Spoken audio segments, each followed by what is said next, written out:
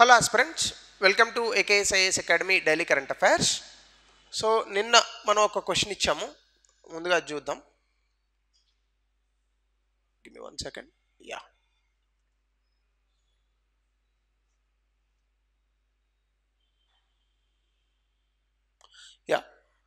So digital India plan of the government of India గురించి UPSC 2018లో ఇచ్చినటువంటి question. ఇందులో మొదటి ఆప్షన్ చూడండి, formation of India's own internet companies like China did. అలా ఏం లేదు, వడాఫోన్ ఇట్లాంటి చాలా కంపెనీస్ బయట నుంచే వచ్చాయి. మన సొంతంగా ఇంటర్నెట్ సర్వీస్ ప్రొవైడర్ కంపెనీస్ని ఎస్టాబ్లిష్ చేసుకోవాలనే కాన్సెప్ట్ డిజిటల్ ఇండియాలో ఎక్కడా లేదు. సో కాబట్టి ఆన్సర్ 1 అనేది తీసేస్తే 2 and 3 విల్ బి రైట్. ఇక ఈరోజు టాపిక్ మనం చూడబోయేది నానో కోటెడ్ ఫర్టిలైజర్స్. సాధారణంగానే భారతదేశంలో 1947 తదుపరి కాలంలో జనాభా పెరుగుదల అనేటటువంటి చాలా వేగంగా జరిగింది. అంటే పాపులేషన్ ఇంక్రీజ్కి సంబంధించి in India generally we use a very peculiar word that is called population explosion, జనాభా విస్ఫోటనము. ఇది 1961 నుంచి 1991 మధ్య జరిగింది. అంటే చాలా విపరీతంగా జనాభా పెరగడం అనేటటువంటిది చోటు చేసుకుంది. అయితే భారతదేశంలో ఎన్నో సంవత్సరాలుగా, అంటే కొన్ని వందల వేల సంవత్సరాలుగా the agriculture that we followed or the agriculture methodologies that we followed they were very close to nature. అంటే ప్రకృతికి దగ్గరగా ఉన్నటువంటి సేంద్రియ వ్యవసాయ పద్ధతుల్ని భారతదేశం కొన్ని వేల సంవత్సరాలుగా ఆచరించింది. అయితే సాధారణంగానే మనకి సేంద్రియ వ్యవసాయ పద్ధతులు లేదా ట్రెడిషనల్ అగ్రికల్చర్ మెథడ్స్ అని అంటాం. అంటే సాంప్రదాయ పద్ధతులు అని అంటారు వ్యవసాయ పద్ధతులు. ఈ సాంప్రదాయ వ్యవసాయ పద్ధతులు సాధారణంగానే మనకి దిగుబడిని తక్కువ ఇస్తాయి. మనకి సేంద్రియ వ్యవసాయ పద్ధతులు చాలా బెటరు బాడీకి, కానీ పెరుగుతున్నటువంటి జనాభాకి అధికంగా మనం ఫుడ్ పెట్టాలి. కాబట్టి జనాభా పెరిగితే తినేవాళ్ళు పెరుగుతారు. సో ఫుడ్ సెక్యూరిటీ అంటే ఆహార భద్రత అనేటటువంటి అంశం మనకి ప్రాబ్లం తీసుకొచ్చింది, సమస్యగా మారింది. సో దీన్ని అర్థం చేసుకున్నటువంటి భారత ప్రభుత్వం హరిత విప్లవం అనేటటువంటి పేరిట MS స్వామినాథన్ గారి ఆధ్వర్యంలో భారతదేశంలో హరిత విప్లవాన్ని తీసుకొచ్చి, హరిత విప్లవంలో అధిక దిగుబడినిచ్చేటటువంటి వంగడాలు, ఎరువులు, క్రిమి సంహారక మందులు అంటే chemical and insecticides, pesticides, fertilisers, నీటిపారుదల అంటే ఇరిగేషను, ఇట్లాంటి వాటితో నూతన పద్ధతులతో దిగుబడిని చాలా అధికంగా పెంచారు. 7-8 రెట్లు దిగుబడి పెరిగింది. ఇప్పుడు భారతదేశం సెల్ఫ్ రిలయంట్, అంటే మనం ఏ దేశం మీద ఆధారపడాల్సినటువంటి అవసరం లేదు. మనకి కావాల్సినటువంటి ఆహార ధాన్యాల్ని మనమే సమకూర్చుకునేటటువంటి స్థాయి ఉంది. అయితే ఏమైందంటే అధికంగా మనము ఈ యొక్క ఫర్టిలైజర్స్, ఎరువులు అనేటటువంటి వాటిని వాడేసాం. ఇప్పుడేమవుతుంది, భూమిలో pH అనేది ఒకటి ఉంటుంది, ఎసిడిటీ అలాగే ఆల్కనిటీని చెక్ చేస్తూ ఉంటారు. ఈ ఎసిడిటీ అనేటటువంటిది విపరీతంగా పెరిగిపోతుంది, అలాగే కలుషితం అవుతుంది భూమి. ఫ్యూచర్లో అంటే లాంగ్ టర్మ్లో దీర్ఘకాలికంగా మనం ఇలా విపరీతంగా ఎరువులు అవి వాడేస్తే భూసారం తగ్గిపోతుంది. సో దీనికి ఇప్పుడు బయో ఫర్టిలైజర్స్ లాంటివి తయారు చేయాలని అనుకుంటున్నారు. అయితే ఇటీవల కాలంలో మనకు వచ్చినటువంటి నానో టెక్నాలజీ ద్వారా ఈ ఫెర్టిలైజర్స్ అనేటటువంటి వాటిని ఎగ్జాక్ట్గా ఒక మొక్కకి ఎంత అయితే ఎరువు కావాలో అంతే ఎరువు కరెక్ట్గా అందించేటటువంటి ఒక నూతన సాంకేతికతను కనుగొన్నారు. అదే నానో కోటెడ్ ఫర్టిలైజర్స్. ఈ నానో కోటెడ్ ఫర్టిలైజర్స్ అంటే ఏంటి? ఫర్టిలైజర్ ఉంటుందా ఎరువు చుట్టూ అంటే చాలా నానో అంటే మీకు తెలుసుగా చాలా తక్కువ కణాలుగా ఉంటాయి. సో ఆ పర్టికులర్ నానో ఫర్టిలైజర్ అనేటటువంటిది మొక్కకి కరెక్ట్గా అందుతుంది. ఎంత మోతాదులో కావాలంటే అంత మోతాదులో అందుతుంది. దీనివల్ల ఏమవుతుంది, అధికంగా మనము ఎరువులు వాడేటటువంటి పరిస్థితి తగ్గుతుంది. సో తద్వారా పంటలకు పోషణ అనేటటువంటిది మనం ఇవ్వగలుగుతాము, భూసారాన్ని కాపాడగలుగుతాం. దీనికి సంబంధించి ఈరోజు మనము నానో ఫర్టిలైజర్స్ అంటే ఏంటి, materials and nano material components, type of nano fertilisers, అందులో ఉన్న అప్లికేషన్స్, అడ్వాంటేజెస్ ఇవన్నీ చూద్దాం.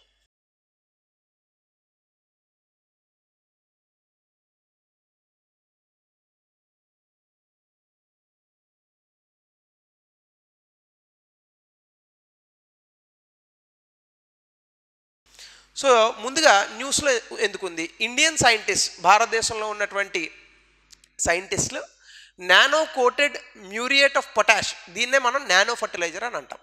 రేపొద్దున ఎగ్జామ్లో మీకు సింపుల్గా ఇలా కూడా అడిగేటటువంటి అవకాశం ఉంది. నానో ఫర్టిలైజర్ యొక్క నిజమైనటువంటి పేరు ఏంటి? ఇదిగో ఇది nano coated muriate of potash. ఇది సాధారణంగానే మనం ఎన్పీకే అనేటటువంటి ఫర్టిలైజర్స్ని వాడతాం. నైట్రోజన్, పొటాషియం, ఫాస్ఫరస్, లేదా ఇది ఫాస్ఫరస్, ఇది పొటాషియం. పొటాషియం అంటే కాలియం, లాటిన్ నేమ్. సో కాబట్టి ఈ ఎఫిషియన్సీ అంటే సమర్థవంతంగా ఈ ఫర్టిలైజర్స్ అనేటటువంటి వాటిని మొక్కలకు అందించేటటువంటి ప్రయత్నం ఈ నానో ఫర్టిలైజర్స్ ద్వారా జరుగుతుంది. అయితే నానో క్లే రీఇన్ఫోర్డ్ కార్బోహైడ్రేట్ కోటింగ్ అనేటటువంటిది ఇది ఏదైతే ఉందో, అంటే ఒక రకమైనటువంటి ఫర్టిలైజర్స్కి ఒక రకమైనటువంటి కోటింగ్ చేస్తారు. ఇది ఏదైతే ఉందో ఒక పంట ఎదగడానికి కావాల్సినటువంటి ఎరువుని తక్కువ మోతాదులో అందించి సమర్థవంతంగా ఆ ఎరువు పనిచేసేలా చేస్తుంది. దీనివల్ల అధికంగా మనం ఎరువులు వాడాల్సినటువంటి పరిస్థితి తగ్గుతుంది. సో ఇది చాలా స్టేబుల్గా ఉంటుంది, అలాగే బయోడిగ్రేడబుల్. ఇది ఏ రకంగానూ కూడా నేలకు అంటే భూమికి హాని చేయదు. తద్వారా మనం ఏం చేయొచ్చు? భూసారం అనేటటువంటి దాన్ని కాపాడచ్చు. అలాగే slow nutrient release in the soil. ఎప్పుడు కూడా న్యూట్రియంట్స్ ఫాస్ట్గా రిలీజ్ అయిపోకూడదు. తీసుకోలేదు మన బాడీకైనా చూడండి, ఫాస్ట్గా ఇంజెక్షనో లేదంటే రెడ్ బుల్ అయితేనే ఎనర్జీ వచ్చింది, ఆ ఎనర్జీ నిలబడదు. స్లోగా మనం ఆహారం తింటి అరిగించుకున్న తర్వాత వచ్చే ఎనర్జీ చాలా సమయం నిలబడుతుంది. అలాగే మొక్కలకు కూడా ఈ యొక్క స్లో న్యూట్రియంట్ అనేటటువంటి రిలీజ్ అనేటటువంటి జరుగుతుంది. సో ఇందులోనే భాగంగా ప్లాంట్ ఎఫిషియన్సీ అనేటటువంటిది జరుగుతుంది. అంటే మొక్కలకి సమర్థవంతంగా అవి పనిచేస్తాయి. సో తద్వారా మనము మంచి బయోమాస్ ఇవన్నీ కూడా ప్రొడ్యూస్ చేయొచ్చు. So better performance of the agriculture అనేటటువంటి జరుగుతుంది. సో ఇది న్యూస్లో మనకు ఉంది. అయితే ఇందులోనే భాగంగా కనుక మనం చూస్తే నానో ఫర్టిలైజర్ అంటే ఏంటి? ఏం లేదు, ఫర్టిలైజర్స్కి నానో మెటీరియల్స్తో కోటింగ్ ఇస్తారు. నానో మెటీరియల్స్ అంటే మీకు తెలుసు కదా, 1 to 100 నానోమీటర్స్ ఉన్నటువంటి ఆ యొక్క సబ్స్టాన్సెస్ ఏవైతే ఉంటాయో వాటిని నానో మెటీరియల్స్ అని అంటాం. సో ఫర్టిలైజర్స్ని నానో మెటీరియల్స్తో కోటింగ్ ఇస్తే దాన్ని నానో ఫర్టిలైజర్స్ అని అంటారు. ఇవి ఏం చేస్తాయంటే సాయిల్ భూమిలోకి ఈ యొక్క పోషణ అంటే న్యూట్రియంట్స్ ఏవైతే ఉంటాయో ఈ న్యూట్రియంట్స్ని నెమ్మదిగా అంటే మనకి ఏ మోతాదులో అయితే ఎంత సమయంలో అయితే అది వెళ్ళి చేరితే పంటకి ఉపయోగమో అలా ఇది రిలీజ్ చేస్తుంది. సో దీనివల్ల మనకి ఏమవుతుంది? Plants over a longer period of time nutrient availability అంటే ఎక్కువ కాలం పాటు మొక్కలకి కావాల్సినటువంటి ఈ యొక్క న్యూట్రియంట్స్ ఏవైతే ఉన్నాయో ఈ న్యూట్రియంట్స్ని ఈ నానో ఫర్టిలైజర్స్ అనేటటువంటివి అందిస్తాయి అన్నమాట.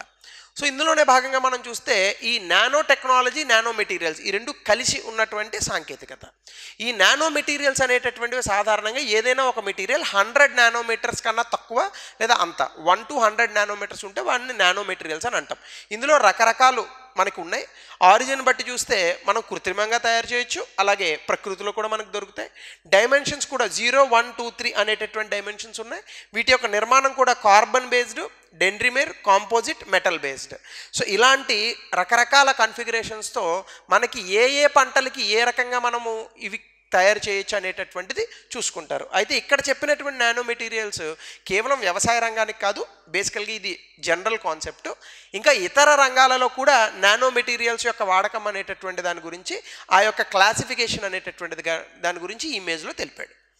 సో దీంతో పాటుగా మనం చూస్తే దీనికి ఉన్నటువంటి ప్రాపర్టీస్, నానో మెటీరియల్ అనేటటువంటి దానికి ఉన్నటువంటి లక్షణాలు ఏంటంటే మెకానికల్ స్ట్రెంగ్త్ ఉంటుంది. అంటే ఏంటి? తక్కువ వెయిట్ ఉన్నా కూడా ఎక్కువ కాలం ఇది పనిచేసేటటువంటి ఒక సామర్థ్యం కలిగి ఉంటుంది. Higher durability. సాధారణంగా మనం ఏదైనా ఒక వస్తువు కొన్నప్పుడు త్వరగా పాడైతే దాని డ్యూరబిలిటీ తక్కువ ఉందని చెప్తాం. ఎక్కువ కాలం పాటు కనుక మందితే దానికి డ్యూరబిలిటీ ఎక్కువ ఉందని చెప్తాం. అట్లా అధిక డ్యూరబిలిటీ అనేటటువంటిది ఉంటుంది. అలాగే క్వాంటమ్ కన్ఫైన్మెంట్ అంటే electronic properties at nano scale. సాధారణంగానే మనకి క్వాంటమ్ కంప్యూటింగ్ అనేటటువంటిది ఇంకా ప్రపంచంలో అంత అత్యధికంగా వాడుకలో లేదు. దాని మీద చాలా పరిశోధనలు జరుగుతున్నాయి. కానీ ఈ నానో టెక్నాలజీ, నానో మెటీరియల్స్తో అతి చిన్న చిన్న పార్ట్స్ను కూడా తయారు చేస్తాం కాబట్టి మైన్యూట్ లెవెల్స్లో కూడా ఎలక్ట్రానిక్ పరికరాలను కంట్రోల్ చేసేటటువంటి సామర్థ్యం దీనివల్ల మనకి కలుగుతుంది. అదే క్వాంటమ్ కన్ఫైన్మెంట్. అలాగే ఇంక్రీజ్డ్ సర్ఫేస్ ఏరియా అంటే ఏంటంటే ఎన్హాన్స్డ్ క్యాటలిటిక్ ప్రాపర్టీస్. అంటే సాధారణంగా మనకి సర్ఫేస్ ఏరియా అనేటటువంటిది ఉండడం వల్ల chemical reactions and environmental cleanup. అంటే first of all increased surface area అంటే ఏంటంటే ఈ నానో మెటీరియల్స్ వల్ల మనం వేగంగా ఏవైనా విషయాలను చేయొచ్చు. ఉదాహరణకి ఏదో ఒక షిప్ సముద్రంలో వెళ్తూ పెట్రోల్ని కింద వంపేసింది అనుకోండి, దీన్ని క్లీన్ చేయడం అనేటటువంటి చాలా కష్టం. నానో టెక్నాలజీతో అది సాధ్యం. సో అలా ఈ ఇంక్రీజ్డ్ సర్ఫేస్ ఏరియాతో చాలా వేగంగా మనం కెమికల్ రియాక్షన్స్ అవి చేయొచ్చు. అలాగే వీటికి మ్యాగ్నెటిక్ ప్రాపర్టీస్ ఉంటాయి. సో దానివల్ల కూడా మనం డేటా స్టోరేజ్ ఇట్లాంటి వాటిలో మనం వీటిని యూస్ చేసుకోవచ్చు. అలాగే దీనికి సంబంధించినటువంటి అప్లికేషన్స్ ఆప్టికల్ కమ్యూనికేషన్స్లో వాడతారు, ఎలక్ట్రానిక్స్లో వాడతారు, మెటలర్జీలో వాడతారు, డిఫెన్స్ రక్షణాత్మక రంగంలో వాడతారు, ఎనర్జీ స్టోరేజ్ అంటే మనకి బ్యాటరీస్ ఇట్లాంటివి తయారు చేయడంలో నానో టెక్నాలజీ ఉంటుంది, బయోమెడికల్ అండ్ డ్రగ్ డెలివరీ ఈ మధ్యకాలంలో చాలా వచ్చేస్తున్నాయి, ఇవి మందుల తయారీ వీటిల్లో వాడతారు, అలాగే వ్యవసాయ రంగంలో వాడతారు, కాస్మెటిక్స్లో వాడతారు, దాంతోపాటు బయోటెక్నాలజీలో వాడతారు, టెక్స్టైల్స్, ఇలా అనేక అంశాలలో నానో మెటీరియల్స్ని మనం వాడుకోవచ్చు.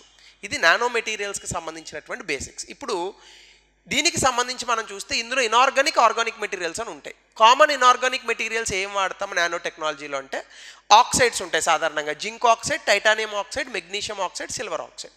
ఇవి సాధారణంగానే మనకి ఎగ్జామినేషన్లో ప్రశ్న రూపంలో అడిగేటటువంటి అవకాశం ఉంది. అలాగే సిలికా నానో పార్టికల్స్, ఇవి హై సర్ఫేస్ ఏరియాని ఇస్తాయి. అలాగే బయో కంపాటబిలిటీ అంటే ఏ రకంగానూ కూడా ఇది పర్యావరణానికి నష్టం కలిగించదు. నాన్ టాక్సిసిటీ, ఇందులోంచి విష పదార్థాలు ఏవి రావు. అలాగే ఒక పంట తాలూకా క్వాలిటీ అంటే నాణ్యత అనేటటువంటిది పెరుగుతుంది. దీంతో పాటుగా ఈ సిలికా నానో పార్టికల్స్ని వాడుకొని మనము సుస్థిర వ్యవసాయం అనేటటువంటి చేయొచ్చు.